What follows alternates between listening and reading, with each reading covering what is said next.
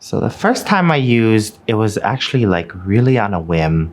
And I think that that was like the theme of my whole addiction, was just wanting to be a part of. My parents got divorced at a young age, and I think that that's what contributed to a lot of my path in life. Going to commitment schools, I was really sheltered from the community where I grew up in because I went to school in like a whole another area. So I never had friends where I lived. The boy that I used to work with, he introduced me to substance use. We ended up getting high together and it just spiraled from there. And that introduced me to the whole LGBT community. And I felt like a sense of belonging that was all new to me. So I took up and I ran with it. To me, that's what I thought a sense of belonging was, because I didn't know anything else. I thought they were all my friends and I just had fun.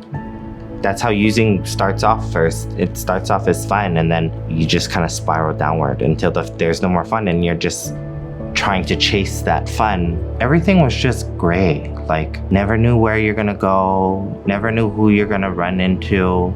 Bouncing from hotel to hotel, person's apartment to apartment. So I was fortunate I had a car. So people drew to me because I always had a car. And I think that's where I got that sense of belonging because, oh yeah, you have a car, let's go here, let's go there, you know? I got caught up with the wrong people, made some bad choices, and got in trouble with the law.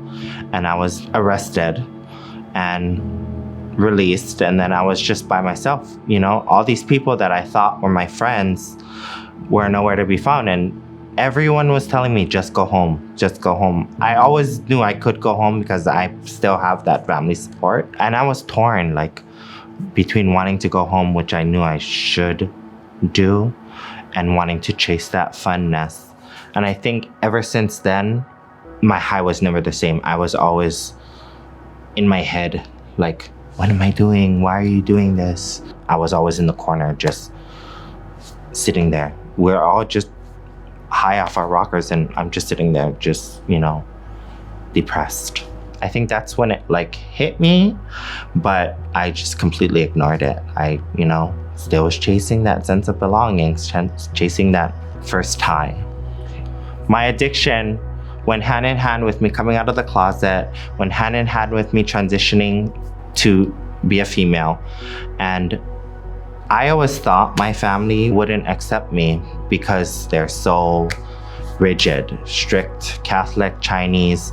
I thought they'd never accept me, but in jail, they told me, we just want you to be happy. We just want you to be successful in whatever path that is you choose. And that was like validation for me. Like now I feel whole knowing that people accept me for the way I choose to live my life. So I'm a graduate of Poilani.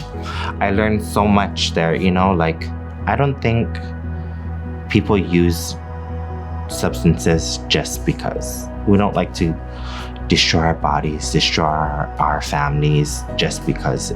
There's ultimately an underlying root cause of why people suffer from addiction. So I think understanding like why I am the way I am, learning that I'm worthy of love and strong, healthy friendships, and that I have strong, healthy friendships in the places where I thought I didn't, mainly my family.